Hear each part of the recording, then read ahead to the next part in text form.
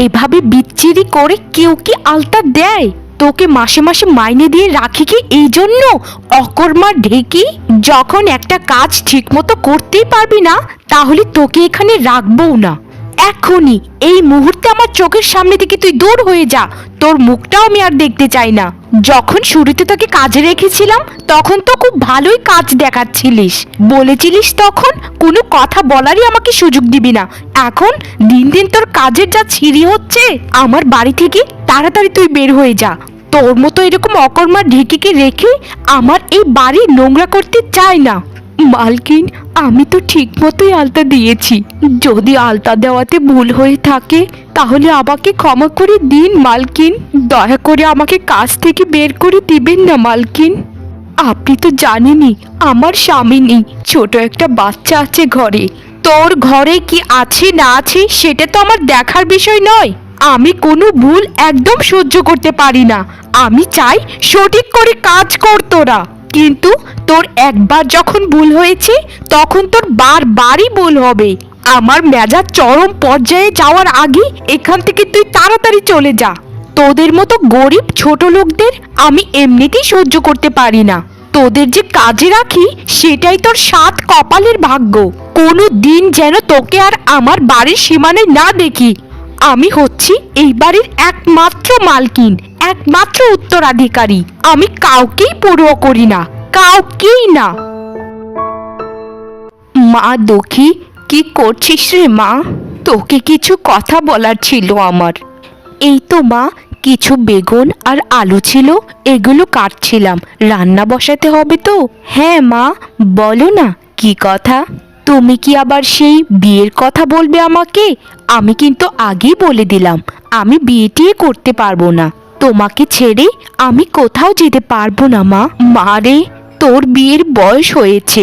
এমনিতেই সমাজের মানুষ একটা মেয়ের বিয়ের বয়স হলে কত কথাই বলে। দয়া করে এবারে তুই রাজি হয়ে যা মা। আমার খুব পছন্দের একটা ছেলে আছে এই গ্রামের। সে তোকে অনেক আগে থেকেই পছন্দ করত। তোর কাছে আমার অনুরোধ মা, তুই এবারে রাজি হয়ে যা দয়া করে। মা, আমার বিয়ে হয়ে গেলে তুমি একা একা থাকবে কি করে বলো তো মা? আমি বিয়েটি করতে পারবো না মা, আমাকে তুমি অন্য কিছু বলো। বিয়ে ছাড়া যা বলবে আমি তাই করব। তোমার তো বয়স হয়ে যাচ্ছে মা, তোমাকে ছেড়ে আমি কোথাও যেতে পারবো না। যার সাথে তোর বিয়ে ঠিক করেছি তার নাম রাজু, তুই হয়তো ওকে চিনিস। ও খুব ভালো ছেলে মা। সে বলেছে কিছু দিনের মধ্যে সে একটু উপার্জন বেশি করতে পারলে আমাকেও নিয়ে যাবে। তখন তুই আমি রাজু একসাথেই থাকবো রে মা। দয়া করে তুই রাজি হয়ে যা। সেদিন পুচির মা আমাকে কত কথাই না বললো। বলছে, কেমন মা তুমি, ঘরে একটা দোষী মেয়ে থাকতে এখনো বিয়ে দিচ্ছ না? তোকে কেউ কিছু বলুক মা, এগুলো আমার একদম সহ্য হয় না। দয়া করে রাজি হয়ে যা না মা। ঠিক আছে মা, তুমি যখন এত করে বলছো তাহলে আমি রাজি। কিন্তু শোনো মা, বিয়ের কিছুদিনের মধ্যেও তোমাকেও কিন্তু আমার সাথে যেতে হবে। আচ্ছা মা, তুই কোনো চিন্তা করিস না, খুব তাড়াতাড়ি আমরা সবাই একসাথে থাকবো, কেমন? শোন রে মা, শুভ কাজে দেরি করতে নেই। আমি রাজুকে বলেছি কাল চলে আসতে আমাদের বাড়িতে। ছেলেটাও এতিম, একা একাই থাকে, তাই সে বিয়ে করতে একাই আসবে, বুঝেছিস মা? আচ্ছা ঠিক আছে মা, আমি কাল তৈরি হয়ে থাকবো। আচ্ছা মা, তাহলে আমি এখন রান্নাটা করে ফেলি, কেমন? তারপর দুজন মিলে একসাথে জমিয়ে খাবো। বেগুন আলুর তরকারি আমার খুবই প্রিয় মা, তুমি তো জানোই। হ্যাঁ রে মা, আমি তো সব কিছুই জানি তোর কোনটা প্রিয় কোনটা অপ্রিয়। ঠিক আছে মা, এখন তুই রান্না কর, আমি ভেজা কাপড়গুলো বাইরে রোদে শুকোতে দিয়ে আসি। ঠিক আছে মা, তাহলে তুমি যাও, কেমন? বাবা রাজু, তুমি তো সব কিছুই জানো বাবা। আমার মেয়েটার বাবা নেই, তোমার হাতে আমার সরল সোজা মেয়েটাকে তুলে দিলাম বাবা, তাকে তুমি সুখে রেখো। আমার মেয়েটা খুব ভালো মেয়ে বাবা, তোমাকে কোনো দিনও কষ্ট দেবে না। মা, আপনি তো জানেন আমারও মা বাবা নেই। আমি দুঃখীকে কোনোদিন কষ্ট পেতে দেবই না মা। আপনি নিশ্চিন্তে থাকবেন মা। আর কত করেই তো বললাম চলুন না মা আমাদের সাথে, কিন্তু আপনি বলছেন কিছুদিন পরেই যাবেন। না রে বাবা, আমি কিছুদিন পরেই যাব। তোমাদের জন্য প্রার্থনা করি তোমরা সব সময় সুখী হও। মা, আমার সাথে চলো না তুমি। তুমি তোমার জেদ ধরেই থাকো মা, আমার কথা একবারও তুমি শোনো না। শোনো মা, ঠিক মতো খাবার খেও। আর আমি 2-3 দিন পর তোমাকে আবার দেখতে আসবো। আমার তোমাকে ছাড়া কিছু ভালো লাগে না মা। তোমাকে ছেড়ে আমি কি করে থাকবো? ছোটবেলায় বাবাকে আমি হারিয়েছি, এখন তোমাকে ছেড়ে অন্যের বাড়িতে যেতে হচ্ছে। আর যদি বাবা বেঁচে থাকতেন তাহলে আমাকে দেখে কতই না খুশি হতেন। আমার নামের সাথে আমার কপালটাও পোড়া মা, জন্মের পর বাবাকে আমি পাইনি। ঠিক আছে মা, তাহলে আমরা আসি, আমাদেরকে বিদায় দিন। আর আপনি দুঃখীর জন্য একদম চিন্তা করবেন না, দুঃখী সুখেই থাকবে। মা, তাহলে আসি কেমন? ঠিক আছে মা, তোরা সাবধানে যাস আর আমার কথা একদম ভাবিস না। দুঃখী, এই বাড়িটাই আমার। এই বাড়িতে তুমি থাকতে পারবে তো? তবে তুমি চিন্তা করো না, খুব তাড়াতাড়ি আমি ভালো একটা বাড়ি বানাবো। আমি খুব বেশি বেশি করে কাজ করব। এখন একটু আমার রোজগার পাতি কম আছে ঠিকই, কিন্তু খুব তাড়াতাড়ি আমি আরো কাজ করে বেশি রোজগার করব। তোমাকে আমি কোনো দিনও কষ্ট পেতে দেব না দুঃখী। এটা আমার স্বামীর বাড়ি, আর স্বামীর বাড়ি মানে আমার কাছে রাজপ্রাসাদ। সেটা হোক দালান কোঠা অথবা খড়ের ঘর। আপনি যদি আমার পাশে থাকেন তাহলে আমি গাছ তলাতেও থাকতে রাজি আছি। আর আপনার বাড়িটা মন্দ কিসের? এত সুন্দর একটা বাড়ি, মনে হচ্ছে কেউ এঁকে রেখেছে।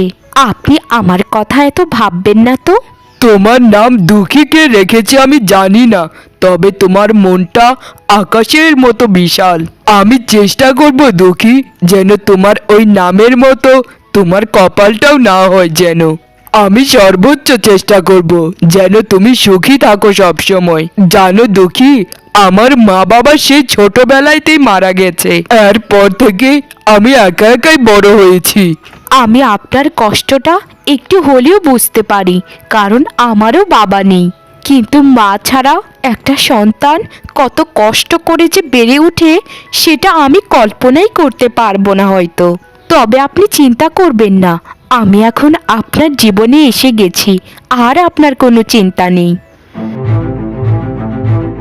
কমল, এই কমল, হতচ্ছাড়াগুলো কোথায় থাকে সারাদিন? একবার ডাক দিলেও শুনতে পায় না। কমল, এই কমল, তাড়াতাড়ি এদিকে এসো, তোমার সাথে জরুরি আমার কথা আছে। হ্যাঁ হ্যাঁ মালকিন বলুন, আমি একটু বাগানে পানি দিচ্ছিলাম আর কি। বলুন না মালকিন, কি হয়েছে মালকিন আপনার? বলুন, আমাকে ক্ষমা করে দিন মালকিন, আপনি রেগে যাবেন না। আসলে তোমাদেরকে কাজে রাখাটাই আমার ভুল। একটা কথাও তোমরা ঠিক মতো শোনো না, একটা কাজও তোমরা ঠিক মতো করো না। শোনো, ঘরের কাজের মেয়েকে আমি তাড়িয়ে দিয়েছি। আমার একটা কাজের লোক লাগবে। লোক বললে ভুল হবে, একটা কাজের মহিলা লাগবে। মালকিন, এখন কাজের লোক পাওয়া অনেক কঠিন হয়ে যাবে। আর আমাকে ক্ষমা করবেন মালকিন, এই কথাটা আমাকে বলতেই হবে। আর আপনাকে ভয়ে আপনার বাড়িতে কেউ কাজও করতে চায় না, আমি জানি না কেন মালকিন। কাজ করতে চায় না সেটা তাদের ভুল, কারণ আমার বাড়িতে কাজ করলে আমি তাদেরকে যথেষ্ট মাইনে দেই। শোনো, তুমি আমার বাড়ির সামনে একটা সাইনবোর্ড টানিয়ে দাও, যেখানে লিখে দেবে কাজের লোক প্রয়োজন। তুমি তাড়াতাড়ি যত সম্ভব পারো একটা কাজের মহিলা আমাকে জোগাড় করে এনে দাও।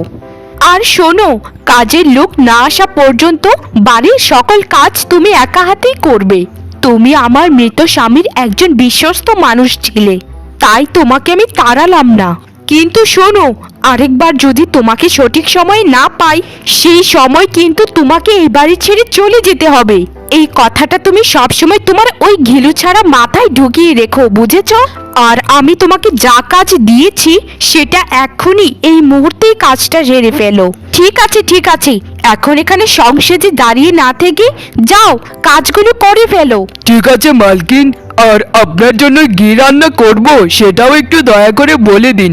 দুপুরের খাবারও তো সময় হয়ে গেছে। আমি যে খাবারগুলো সর্বোচ্চ পছন্দ করি ওই খাবারগুলোই তুমি তৈরি করো।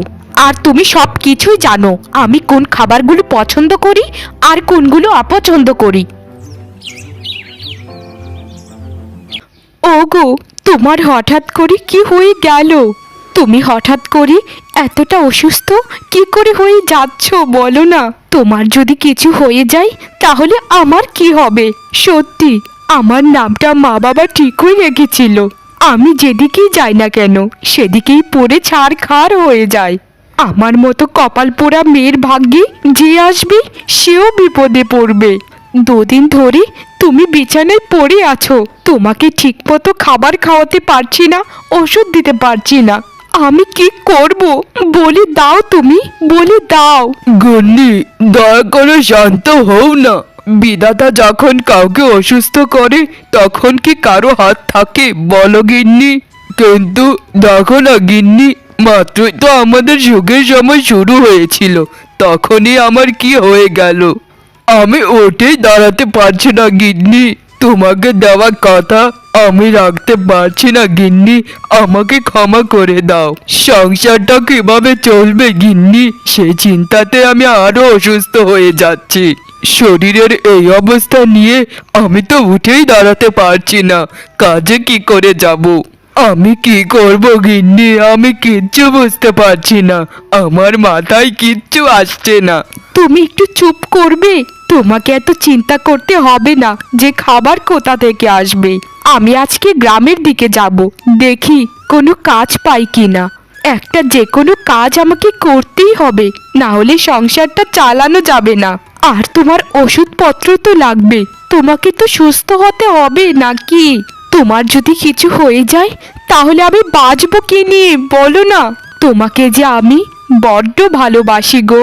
শোনো, আমি অহনার মায়ের কাছ থেকে কিছু চাল ধার করে এনেছি, ওগুলো ফুটিয়ে দুটো ভাত রান্না করেছি। আর পুকুর পাড় থেকে কিছু শাক তুলে রান্না করেছি। এখন তুমি একটু খাবে, বুঝেছো? আমি প্রার্থনা করব গিন্নি, সবাই যেন তোমার মতো এরকম সংসারী আর লক্ষ্মী গিন্নি পায়। সেই তো কিছুদিন হলো আমাদের বিয়ে হয়েছে, এখনই তুমি কত ভাবো আমাকে নিয়ে। আসলে গিন্নি, আমি মরে গেলেও আমার কোনো ইচ্ছে নেই, কারণ তোমার মতো গিন্নি পেয়েছি। কিন্তু আমি মরতে চাই না গিন্নি, আমি তোমার সাথে বাঁচতে চাই। মরার কথা একবারও তুমি মুখ দিয়ে আনবে না। এখন চুপচাপ একটু শুয়ে থাকো, আমি তোমার জন্য খাবার নিয়ে আসছি। তুমি খুব তাড়াতাড়ি সুস্থ হয়ে যাবে আমার মন বলছে। আর আমি একটু পর বের হব একটা কাজের উদ্দেশ্যে, তুমি একটু সাবধানে থেকো গো। কত জায়গাতেই তো খুঁজলাম, একটা কাজও আমাকে কেউ দিল না। জানি না কাজ পাবো কি না, তবে আরেকটু সামনে গিয়ে দেখি। আরে, এখানে যেন কি একটা লেখা আছে। আমি তো কিছু পড়ালেখা হলেও করেছি, একটু পড়ে দেখি তো। এখানে তো লেখা আছে জরুরি ভিত্তিতে কাজের মহিলা প্রয়োজন। হ্যাঁ হ্যাঁ, এখানে তো স্পষ্ট করে লেখা আছে এখানে কাজের মহিলা প্রয়োজন। হে বিধাতা, তুমি আমাকে সাহায্য করো যেন এই কাজটা কেউ না পায়। আমাকে এই কাজটার ব্যবস্থা করে দাও বিধাতা। আমাকে যেভাবেই হোক এই কাজটা আমাকে নিতেই হবে। আমার স্বামীকে বাঁচানোর জন্য কাজ আমাকে করতেই হবে। মালকিন, আমাকে দয়া করুন, আমার স্বামী খুবই অসুস্থ। আপনার বাড়ির সামনে একটা সাইনবোর্ড টানানো দেখলাম, সেখানে লেখা আছে একটা কাজের মহিলা প্রয়োজন। আমি কাজ করতে চাই মালকিন, দয়া করে আপনি আমাকে ফিরিয়ে দেবেন না, আমাকে কাজটা দিন মালকিন। আমি সারা জীবন আপনার কাছে কৃতজ্ঞ হয়ে থাকবো। সেটা তো আমার একটা কাজের লোক লাগেই, কিন্তু তোর কত বড় স্পর্ধা, তুই সরাসরি আমার শোবার ঘরে চলে এলি। তোর কত বড় সাহস! দয়া করে ক্ষমা করে দিন আমাকে মালকিন। কাউকে যে বলে ঘরের ভেতরে ঢুকবো সেটা আমি কাউকেই পাইনি বাইরে, তাই সরাসরি ঢুকে পড়েছি আপনার ঘরে। আমার কাজটা খুব দরকার মালকিন, আমাকে দয়া করুন, আপনার পায়ে পড়ছি। কাজ তো দেবই তোকে, কিন্তু শোন, অল্প টাকা মাইনে পাবি, আর সকাল থেকে সন্ধে পর্যন্ত এই বাড়িতে কাজ করতে হবে। যদি কোনো কাজ এদিক থেকে ওদিক হয়েছে তো তোর মাইনে কিন্তু কমে যাবে, আর বেশি বাড়াবাড়ি করলে তোকে এখান থেকে চলে যেতে হবে। তুই যদি এই শর্তে রাজি থাকিস তাহলে এখানে কাজ করতেই পারিস।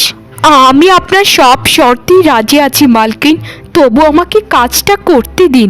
আমার স্বামী খুবই অসুস্থ, কাজটা না করতে পারলে আমার স্বামীকে হয়তো বাঁচানো যাবে না।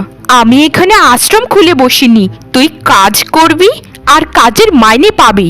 এত আবেগী কথাবার্তা আমাকে শুনিয়ে কোনো লাভ নেই, কারণ আমি কাউকেই পরোয়া করি না, আর ছোট লোক গরিবদেরকে আমি একদম সহ্য করতে পারি না। কাজ যখন করবি তখন আমার থেকে 7 হাত দূরে থাকবি। ঠিক আছে মালকিন, আপনার থেকে আমি অনেক দূরে দূরে থেকে কাজ করব। ঠিক আছে, এখন যা, ঘরের যত কাজ আছে সব কিছু করে ফেল। আমি সব কাজ করে ফেলছি মালকিন, দয়া করে যদি কিছু টাকা আমাকে অগ্রিম দিতেন তাহলে স্বামীর জন্য কিছু ওষুধ কিনে নিতাম।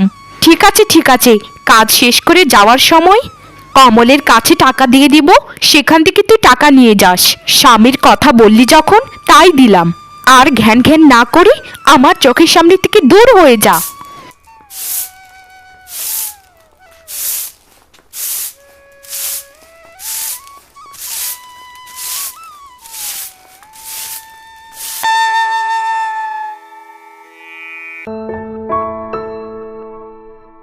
আমার খুব কষ্ট হচ্ছে, এতটা অসুস্থ আমি কি করে হয়ে গেলাম।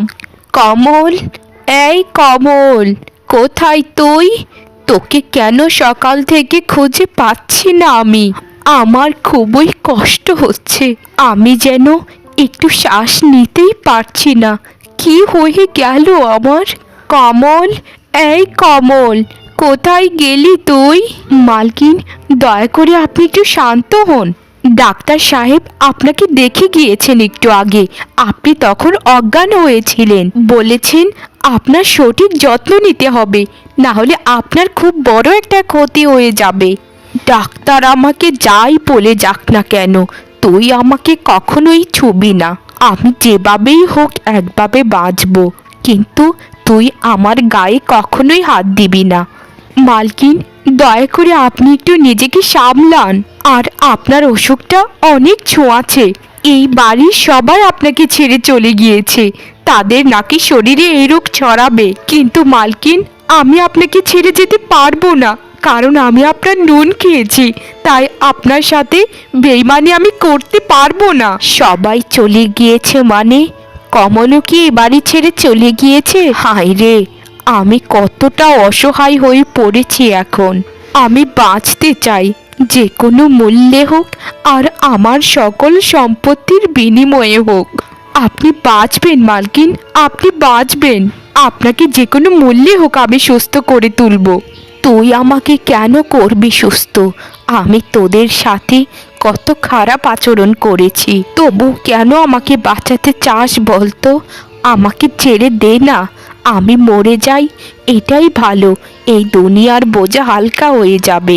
দয়া করে এসব কথা বলবেন না মালকিন, মরার কথা মুখ দিয়েও আনবেন না। আমি আপনার কাছে হাত জোর করে বলছি, আপনি দয়া করে আপনাকে সেবা করতে দিন আমাকে। আপনার জীবন অতি সংকটে আছে। দুঃখী রে, তোর সেবা যত্নে আমি এতদিন পর দুনিয়াটাকে স্বাভাবিক দেখছি। তুই যদি আমার সেবা যত্ন না করতিস, না হলে আমি এতদিনে উপরে থাকতাম। আজ নিজেকে কেন জানি না এত ছোট মনে হচ্ছে, যা বলে বোঝাতে পারবো না। আমরা মানুষরা কত অসহায়, কিন্তু আমি কত অহংকারই না করেছি। মালিককে সেবা করাই আমার ধর্ম মালকিন। বিধাতার কাছে কত প্রার্থনাই না করেছি যেন আপনি তাড়াতাড়ি সুস্থ হয়ে যান। বিধাতা আমার ডাক শুনেছেন মালকিন, আপনি সুস্থ হয়ে গেছেন। দুঃখী রে, আমাকে তুই ক্ষমা করে দে বোন। আমি তোকে কত অত্যাচারই না করেছি, কত কথাই না শুনিয়েছি, আর দিন শেষে তুই আমার পাশে থাকলি। তুই আজ থেকে সুখীর বোন। তোর মা আর তোর স্বামীকে এই বাড়িতে নিয়ে আসবি, বুঝেছিস দুঃখী বোন? আমরা সবাই মিলে বাকিটা জীবন একসাথেই থাকবো। আমারও তো কেউ নেই। না মালকিন, এরকমটা হয় না। আপনার ঘরে এত বড় বাড়িতে আমাদের মতো গরিব মানুষরা থাকতে পারবে কি? কেন থাকতে পারবি না দুঃখী? আমি যদি তোর বোন হতাম তাহলে কি তুই আমাকে ফিরিয়ে দিতে পারতি? তোকে হাত জোর করে বলছি দুঃখী, আমাকে তুই ফিরিয়ে দিস না বোন। আমি চাই বাকিটা জীবন সবাই মিলেমিশে থাকবো। ঠিক আছে, আপনার কথাই আমি রাখবো। কাল সকালে সবাইকে নিয়ে বাড়িতে চলে আসবো। দুই সখী দুঃখী বোন মিলে একসাথে থাকবো।